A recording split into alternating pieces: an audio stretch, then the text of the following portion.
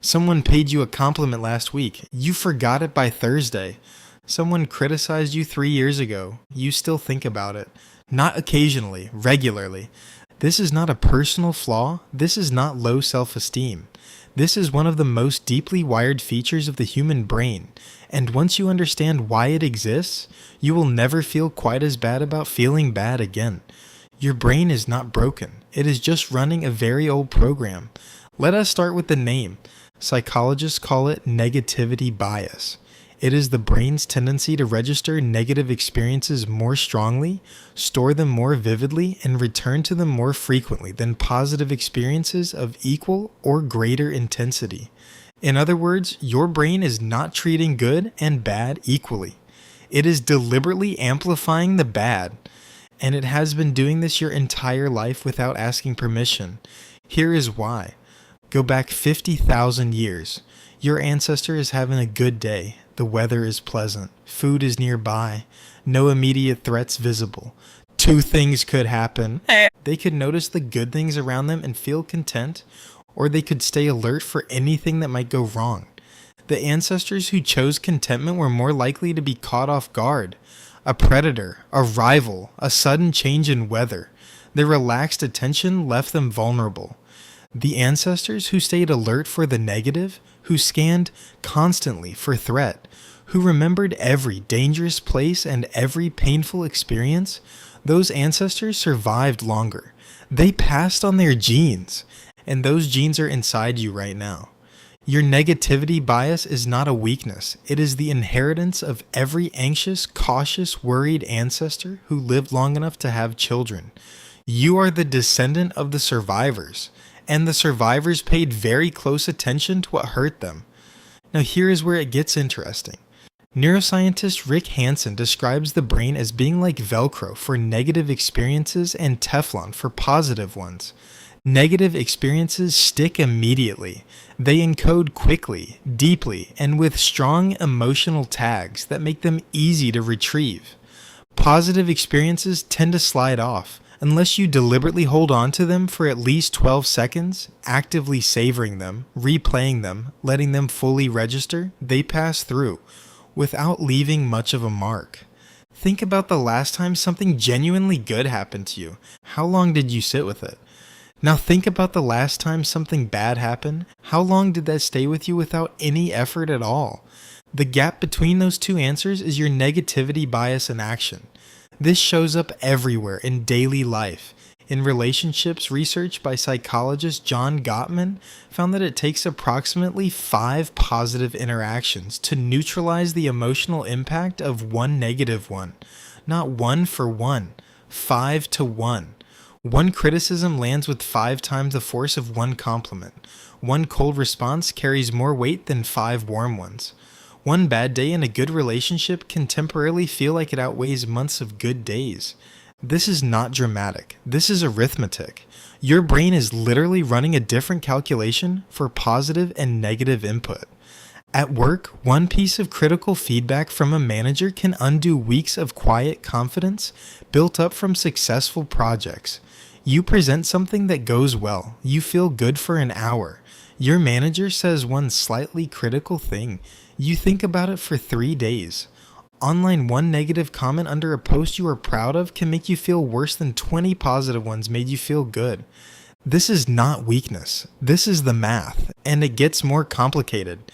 Research published in the Review of General Psychology found that negative events not only feel stronger in the moment, but continue to grow in perceived significance over time. Positive events tend to fade in emotional intensity as time passes. Negative events sometimes do not fade at all, and occasionally feel worse in retrospect than they did when they happened. This is why a throwaway comment someone made to you a decade ago can still sting today.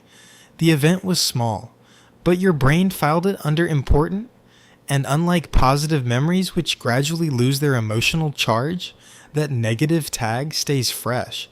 Your brain is essentially running a filing system where bad experiences go into a climate control vault and good experiences go into a pile on the floor. So what can you actually do about this? The first thing is called positive savoring.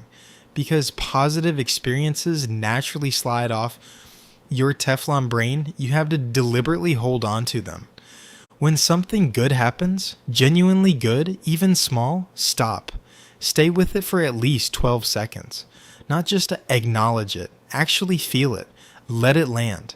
Let your nervous system register that this good thing is happening right now.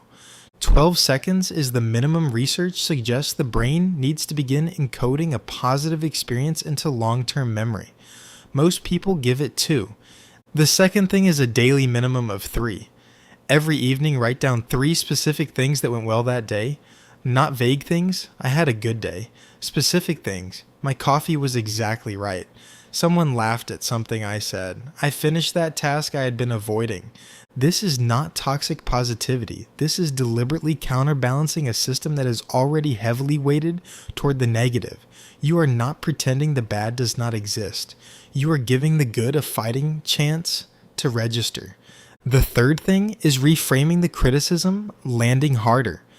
When a negative experience hits with unusual force, when one comment ruins your day or one failure feels enormous, remind yourself of the equation.